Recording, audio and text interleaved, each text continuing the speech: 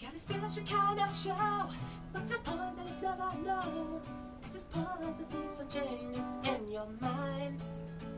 It's so profound and that's it well, but not as much as we can tell, because you are the one who looks too far behind, with no kind.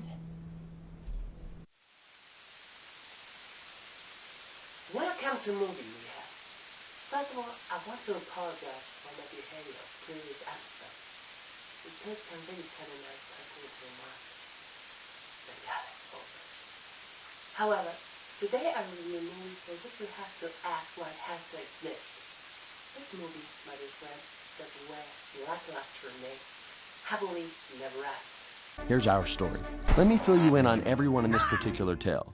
We've got one wicked stepmother and two ugly stepsisters. Characters so pointless that after 10 minutes they're never going to show up again. You might be wondering by now who I am. Well, have a look. No, not Blondie McBiceps. No, look to the left. Keep going. There I am. You're a boy who remembers Middle Ages? Remember Rick the servant? Of course you don't. I'm the guy who polishes the prince's boots. I'm the guy who washes his dishes and serves his meals. Wow.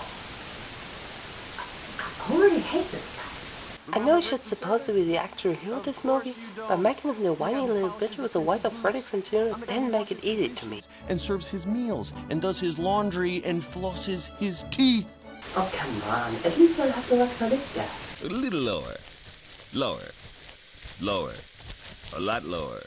Too low. Lower. You know what kind of happy ending the royal flosser gets? Right. None. Again, that answer, I don't think he was So, that's everyone important. And Well, me. except for these four. Okay, let's see the title now. So let's get into the story. There's this villainess called Frida, voiced by Sigourney Weaver, who is the stepmother of our hero Ella, voiced by Sarah Michelle Gellar. Frida, however, somehow managed to break into the magic place in which a wizard, voiced by the cameo voice of George Carlin, usually turns every fairy tale that he can see into a happy end.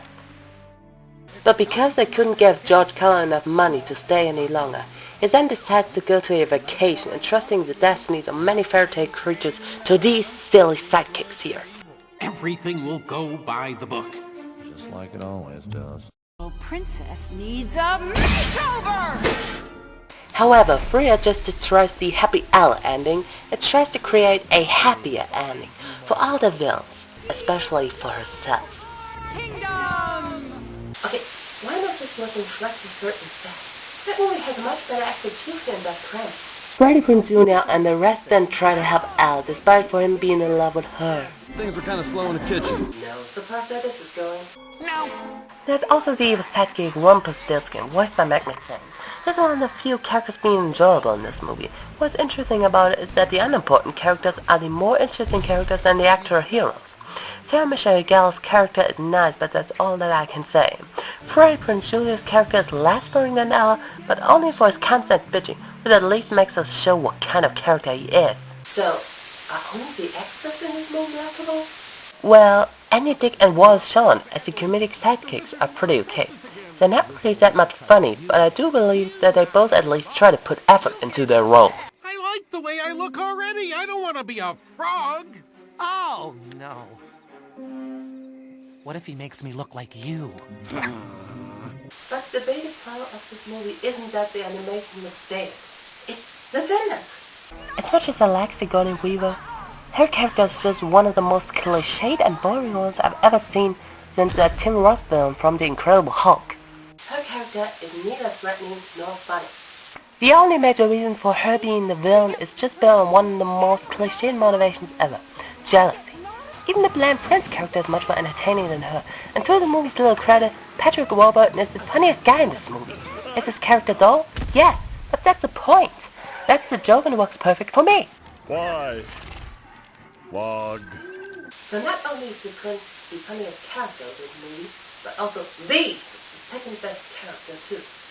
There's nothing else interesting to address about this movie, so let's just move on to the last third act. Ella then gets captured by an evil stepmother, which brings us to the movie's climax. And dear God, is it boring. So while this is going on, let's talk about Rumpelstiltskin. He is my favorite character of this movie. You could describe him as the typical unfunny villain sidekick, but he actually gets some nice moments. Then the prince took Cinderella to his castle, and they lived happily ever after. Why do you hate Cinderella so much? I mean, according to the tale, she never did anything to you. A real problem with this. Concerned about the effect this violence is gonna have on little Reggie. But here's my question. Why is his skin green? Does he never have a good appetite? Second, that's the scene in which I wondered if he's going to help our heroes to fight off the villains, but it doesn't happen. It just hides and that's it. Seriously, that's one thing I'm really bugs me. I wish that I could ask him, but I don't know how, so... Hello, Zack. Do you have some questions in your mind? Rumpelstiltskin? How can you talk to me? You live in fairy tale land. Oh, come on. It's almost become Canada, so it's too far behind this place. And besides, I use the magic of the wizard. What question do you have in mind? What help that here? Well, so far, I have to take care of the baby. Hello.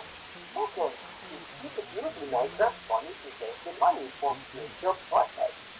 Didn't them guys run out of money in general? Yes, and because of this, I decided to...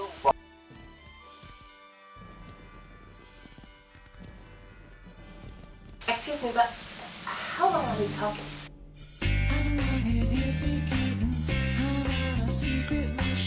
No! Call you later.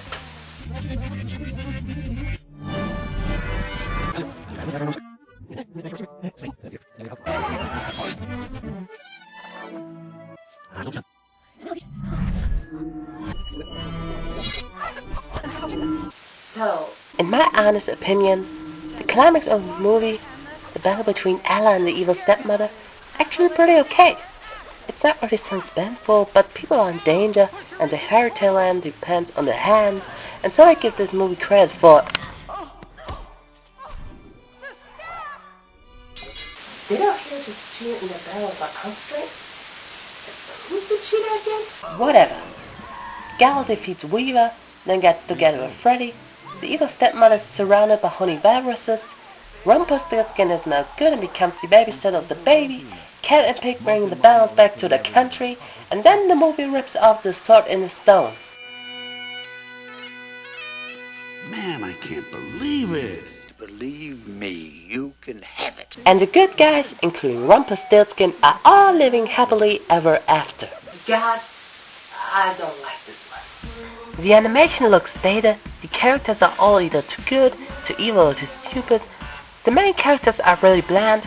Some comedic side characters like Mr. Piggy, the Cat in the Hat, the ejected cousin of Prince Charming, and Rumpelstiltskin can be funny at times, but it isn't enough to save the movie from being so bad. What? But it does at least save this movie from being one of the worst, because I've seen much worse movies in my life, and this one is just bad, but nothing too unpleasant. yes? Can I live in your house?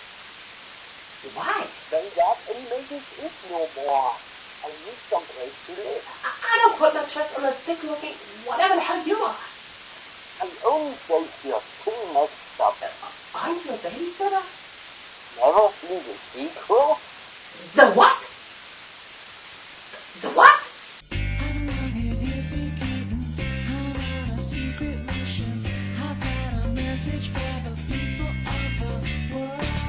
You gotta know happy